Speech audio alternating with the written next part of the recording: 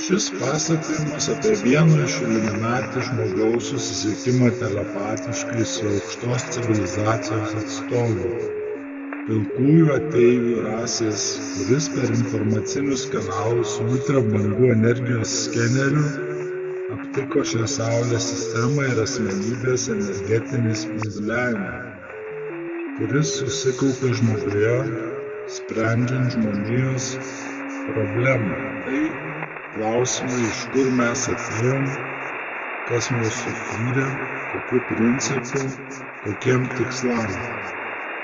Ta žmogų šie klausimai gniuždė, nedavė jam ramybės dėl pagrindinės žmonijos problemos, kad netvarka pasaulyje. Pilkųjų ateivių ambasadorius atsitiktinai aptikęs signalą įsikišo ir pradėjo telekomunikacijas. Žmogus jautėsi labai svarbus spręsdamas žmonijos problemą ir gavo vaizdinius ir svarbiausia atsakymus į visus užduotus klausimus milisekundės greitumu. Tad pasiklausykime. Labas, aptikome didelę energijos spinduliuotę, noriu pabendrauti. Labas, malonu, kad padedate, iš kur mes atsiradome. Jums nežinant, jūs sukūrė 6 ateivių rasės iš savų genų ir paliko vienus šioje planetoje jau 1000 metų. Jie kūrė jūs neištyrę gyvybės materijos ir padarė primityviais hibridais, kurių sąmonė ir pasąmonė nesuderintas ir šlubuoja. Mūsų sąmonė ir pasąmonė kitokia. Sąmonė turi telepatiją, pasąmonė susijungus su visatos žinių centru, tai kai miegame, mes naršome žinių centre. Panašiai kaip jūs naršote internete, norėdami ką nors sužinoti. Jūsų gebėjimai kinta greitai, bet šimtmečiais, ne dekadomis. Informacija į klausimą atėjo akimirksniu su vaizdiniais apie ateivius, kūrėjus, kaip jie atrodo, buvo ir reptilianų tarp jų. Vaizdas, kaip laboratorijose klonavo pirmus kromagmą žmonas, kaip religija kalba kūrė Adomą ir Ievą. Taip pat vaizdiniai apie priešistorę, tai ne pirmas gyvybės kūrimas. Tai žmonijos pradžia, kai sukūrė neandertalietį Homo habilis ir daug kitų žmonių. Ateivių vaikai kūrė dinozaurus, tai buvo jų žaidimas genais. Vieni sukūrė žolėdžius, kiti vaikai sukūrė mėsaėdžius, kad medžiotų žolėdžius.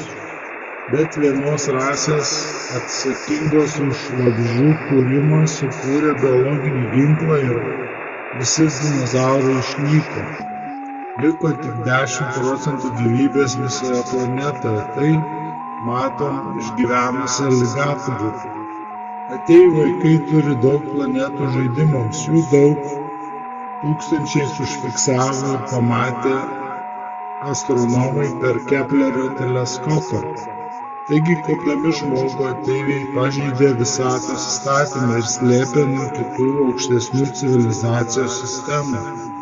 Tad susisiekdama su aukšta civilizacija, jis atveria naujus klodus ir žmonijos problemų sprendimą.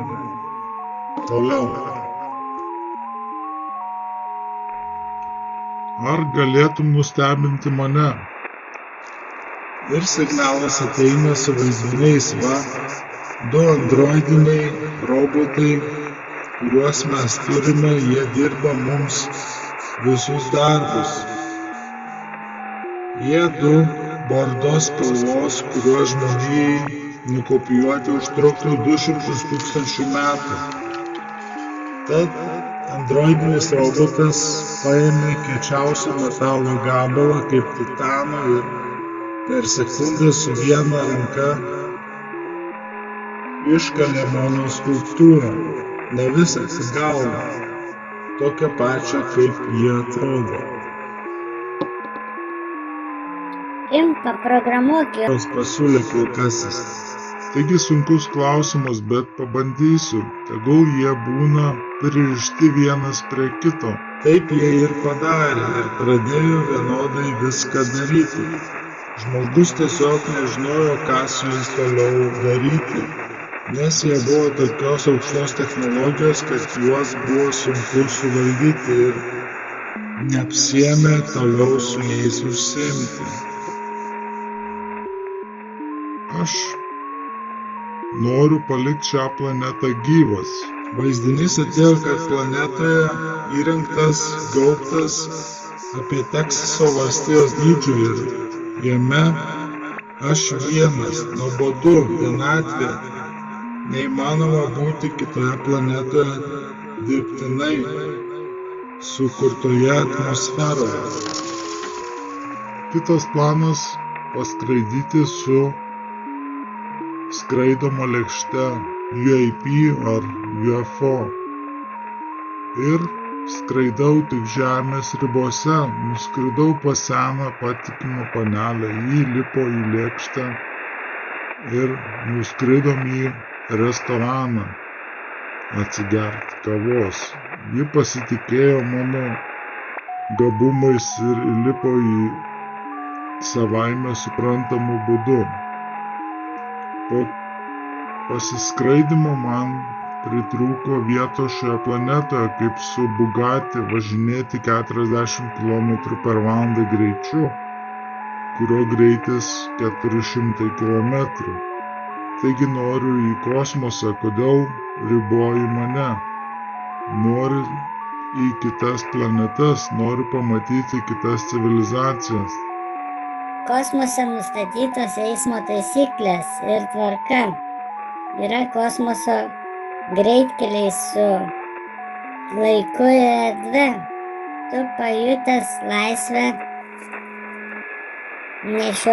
nešiosies po visą visatą ir sutrikdysi eismą, sutrikdysi kitų planetų gyventojus. Taip kaip ir mes negalime nusileisti ir išsilaipinti, nes žmonių suvokimas ir protas dar nepasiruošęs susitaikyti gyvai su aukštos civilizacijos gyventojais. Ištiktų informacinis perkrovimas ir neatlaikytų smegenys tokio informacijos kiekio, jos perdegtų ir žmonės patektų į komą. Taigi tolimesni minčių labirintai nuvedė, kad norėčiau turėti palikuonių hibridų su ateiviais. Ir iškart vaizdinys iš filmo Grobuonis The Predator. Moteris ir jos susirūpinęs senas tėvas mėlynom akim pamatęs meilę davė leidimą. Be jos broliai pradžiai prieštaravo, bet vėliau sutiko, jiems buvo irgi įdomu. Tad vestuvės turėjo vykti Tokijuje, kuris turėjo būti evakuotas visas 30 km spinduliu ir susiporavau, gimė sūnus. Po 18 metų jis buvo super grobuonis ir turėjo daug pažangesnių technologijų už pačius grobuonis. Jis jas gavo iš pilkų ateivių rasės ir skrisdavo ne tik medžioti, bet ir vykdyti slaptas misijas kitų ateivių planetose, kad įtaisyti ateivių ambasadorių gyvenamosiose vietose šnipinėjimų įrangą, kur apsauga priešiškoms jėgoms labai sustiprinta. Kad grobuonis nemedžiotų, užveisiau jiems žmonių klonų koncentracijos stovyklą jų planetoje, kad galėtų maitintis. Jiems pradžiai patiko pliki nuogi žmonių klonai. Bet po kurio laiko jie nebenorėjo jų valgyti, nes medžioklės grobis ir medžiojimo procesas jiems malonesnis. Toliau. Noriu turėti vaikų su tavimi, su tavo dukra. Taip gali, bet nėštumas užtrunka 1000 žemės metų. Taigi per mano ląsteles ir orą ji patapo nėščia, kaip religijoje Dievas apvaisino Mariją per šventąją dvasią. Kitokių pavyzdžių analogų neturiu kaip paaiškinti. Pabandome mano sąmonės galimybės, atsiunčiant didelius kiekius visatos žinių iš tinklo. Bijau eksperimentuoti su tavimi, gali smegenys neatlaikyti, manau dar nepasiruošę tokiem dideliem informacijos srautams. Apibendrinimas. Buvo taip, kad iš rugių duonos pasigamino lazda ir davė apie jų vizijas labai aukšto lygio komunikaciją. Taigi buvo ten 4 lapai tušti, ant kurių palikau nupiešęs ateivių veidą ir kūriau sujungęs galus apie aukštesnių kosmoso rasių tikėjimą. Ir galvojau prieš tai apie buvusius ritualus, sąmonę ir pasąmonę, kilusius vaizdinius, kad kreipiausi į aukščiausiąjį dėl žmonijos problemos, į sprendimą. Ir ta rasė ateivių neturėjo išsamaus sprendimo ir kreipėsi į mano manymų dar aukštesnę civilizaciją. Tuo būdu 5 rasės neturėjo sprendimo ir tik 6 įjungė ignoravimo lentelę su daug pasikeičiančių rombo formos vaizdinių. Taip supratau, kad žmonijos problemas spręs be mano žinios, man tik matant sutapimus. Taigi kokiu tai būdu susisiekiau su pilkųjų rasės atstovu, kuris jau dabar atsakingas už žemėje žmonių problemą. Jis įsikišo į žmonijos reikalus ir tų 6 rasių ateivių darbą. Jis vizijomis atskleidė apie kosmosą daug dalykų, kadangi baisi problema, kad tos rasės ateivių kūrėjų neištyrė gyvosios materijos žmonių sukūrime. Jie per signalų skenerius pilkieji rado mūsų Saulės sistemą kaip paukštės aguonos grūdelį. Ir jiems svarba ir dydis neturi reikšmės atokioje galaktikos pakraštyje. Taigi pilkasis leido man duodamas į rankas pakeliauti po visatą.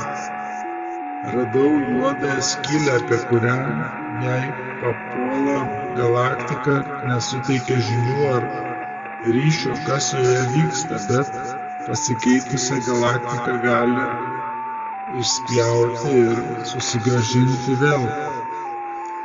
Atgal jau transformuota ir tamsesnė. Man davė vizualizacijos įrankius, kaip galėčiau pažaisti su galaktika ir ne mūsų pieno. Nelik tą galaktiką pasirinkau atsitiktinai, norėdamas pastudijuoti jėgas, kurios ją laiko tokia, kokia yra. Taigi mintimis sukūriau kaip tuščiavidurę bandelę, angliškai donuts, ir ją įmečiau į juodąją skylę. Tuomet ištraukiau atgal į visatą ir įkėliau į vidurį pasirinktos galaktikos. Bandelė ištraukta iš juodosios skylės buvo su joje sukančia energija. Ją įkėliau į centrą ir ji pradėjo suktis vis greičiau ir virsti statmenai ir susiskaldę subyrėjo, išsibarstę po visatą. Ir tai dariau net nepagalvojęs, ar ten buvo gyvybė toje galaktikoje. Toliau aš per pilkuosius ateivius suvokiau, kad Žemė visa yra metalinė ir kad jau seniai Arktyje kosmoso strategų buvo užminuota ir sprogimas ją iššautų kaip kulka tinkamu laiku, kad numuštų taikinį, bet to pilko ateivio pagalba ji mūsų Žemė šiuo metu išminuota, bet aiškinamasi tikslai ir draudimai, kad kalkėjui ir jam suteikiama pagalba ir dar aukštesnės rasės panašių į juos būtybių, kuri dovanoja Žemei du androidus bordos spalvos ir be instrukcijų, su kuriais užmezgiau vizualinį kontaktą ir mintimis vienas iš jų su viena ranka iš kiečiausio metalo per 2 sekundės iškalė mane metalinį, tad juos nukopijuoti žmonės dirbtų 200 000 metų. Ta rasė parodė, kad pastatyti naują civilizaciją mūsų žmonių jiems užtektų tik 10 saulės metų. Afrikos kontinente būtų kosminis miestas, kažkam, kas statė Niujorką, užtruko 400 metų ir jie mus vadina straigės greitumo civilizacija. Jie labai vertina Egipto piramidės, valią ir pastangas, bet piramidžių paslaptis, kad faraono palaikai su materija spinduliuojančia nepakliūtų į kosmosą, taigi jų faraonų sielos įsigėrė į piramidės visumą. Dar kartą jie labai gerbė pastangas ir tai, ko aš truputėlį bijau, kad jau turiu dokumentą su parašu, kad 2072 man mirus būčiau palaidotas Gizos piramidai ir įėjimas būtų užpiltas kietų betonų, kad dar 10 000 metų minimum būtų atkurta pasaulio tvarka. Piramidės kaip Giza būtų atnaujintos, aktyvuotos, tik aš nežinau, ar tai bus slaptai ar viešai ceremonizuota.